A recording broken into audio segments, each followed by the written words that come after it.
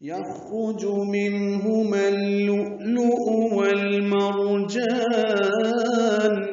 یخرج میں یا کو نرمی سے پڑھتے ہوئے خاص سے ملائیں گے، خاپر ہے اور اس پہ ہمس بھی ہوگا، راپر ہے کیونکہ خبر پیش ہے، جیم کو معروف طریقے سے جلدی پڑھیں گے.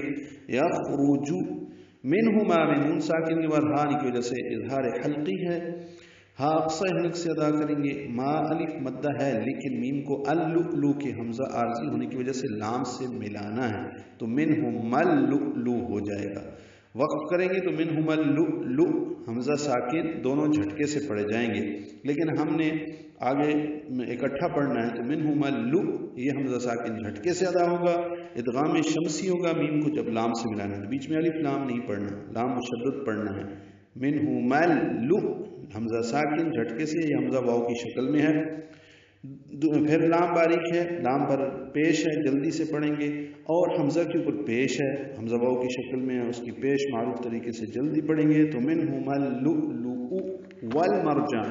واو کو لام سے ملا دیں گے، اظہار قمری ہوگا، را پر پڑھیں گے کیونکہ اس سے پہلے میم پر زبر آئی ہے. والمرجان جا کو لمبا کریں گے، مد عارض سکون ہے، نون ساکن پہ اظہار ہوگا، وقفاً مد عارض سکون بنا کے نون کو ظاہر کر کے پڑھیں گے ملانے کی صورت میں. والمرجان کے جا کو 2 حرکات لمبا کرنا ہے، نون کی پیش کو پڑھنا ہے معروف طریقے سے جلدی، اور اگلی آیت ایک ہی سانس میں پڑھنی ہوگی. ان میں سے موتی اور مونگے نکلتے ہیں.